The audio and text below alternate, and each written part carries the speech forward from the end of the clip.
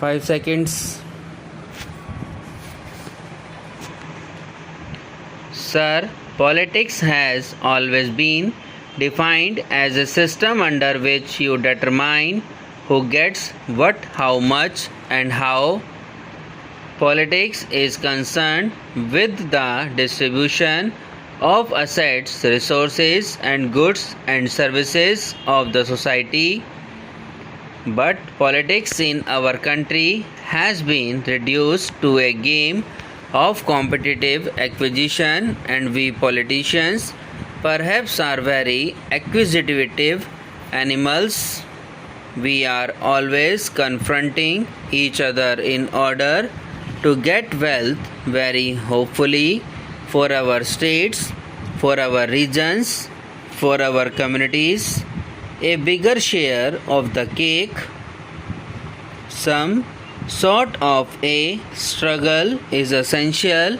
Certain degree of competition ought to be there, but when it is carried to a point which we start encroaching upon the legitimate aspirations of another region of our country, then perhaps we give rise to a situation which does not augur well for harmony, to which my friend referred.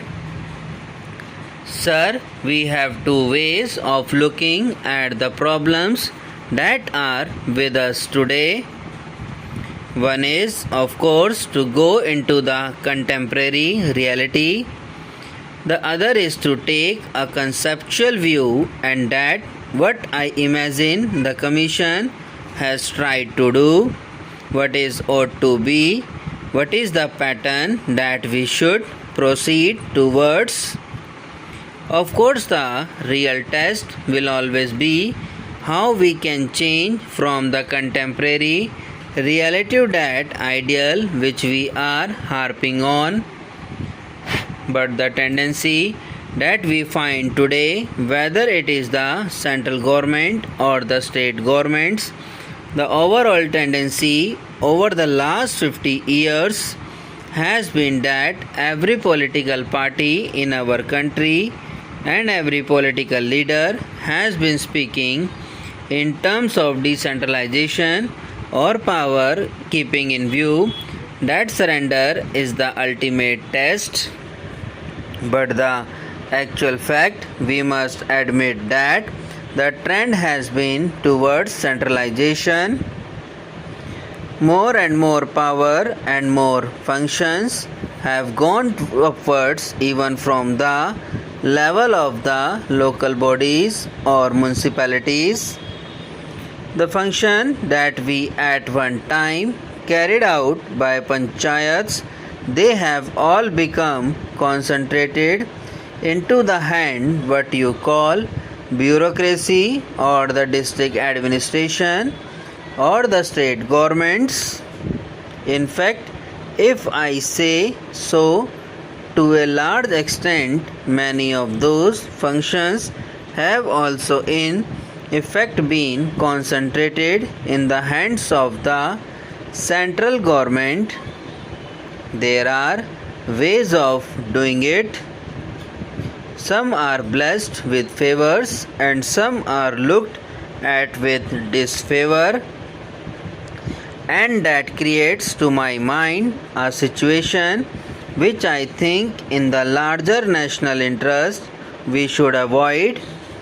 So, how do we reverse this trend? This is a question to my mind. We must start with this confession that this trend of 50 years has to be reversed. Gandhiji talked of the Gram Panchayat, and that is why when I think of the center-state relations, I am not confining myself to just the relations between the center and the states. I think you have to think of the center-state relations in the larger perspective of decentralization of power, when it logically follows that a state government must be prepared to share its power with the district level, and whatever authority we have at the district level, that power should be decentralized to the block level and right down to the Gram Panchayat level. And I was very happy the other day when the Prime Minister and did talk about reversing the planning process. That is what we have been arguing for so many years, that economic and social planning of this country must not be carried out in the ivory towers of Delhi. It must begin from the grassroots level. A combination of panchayats plan must give us a district plans. A combination of district plan must give us a state plan, and similarly a combination of state plans must finally give us the national plan. Of course, I am not taking into consideration those specific areas of authority in which, for example, the center is supreme. There, of course, the center has to plan by itself. I will come to that later, but broadly, that should be the pattern.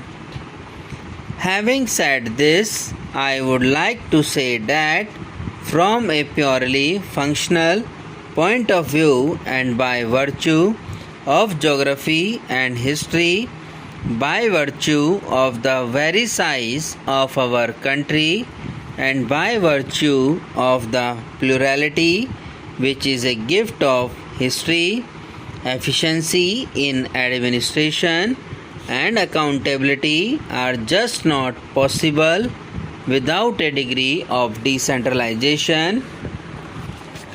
If the village teacher is not working, the education minister at the center cannot control. It is impossible.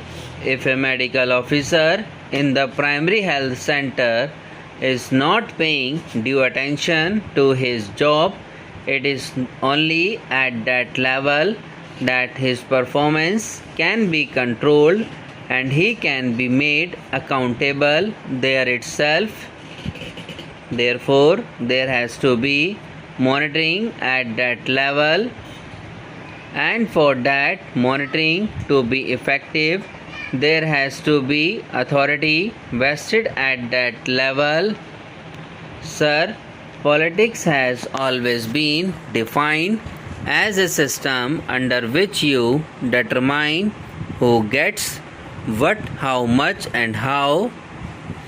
Politics is concerned with the distribution of assets, resources, and goods and services of the society. But politics in our country has been reduced to a game of competitive acquisition, and we politicians perhaps are very acquisitive animals. We are always confronting each other in order to get wealth, very hopefully, for our state, for our regions, for our communities, a bigger share of the cake. Some sort of a struggle is essential. Certain degree of competition ought to be there, but when it is carried to a point where we start encroaching upon the legitimate aspirations of another region of our country, then perhaps we give rise to a situation which does not augur well for harmony, to which my friend referred. Sir, we have two ways looking at the problems that are with us today. One is of course to go into contemporary reality. The other is to take a conceptual view and that what I imagine the Commission has tried to do. Subscribe now and press the bell icon. Never miss an update.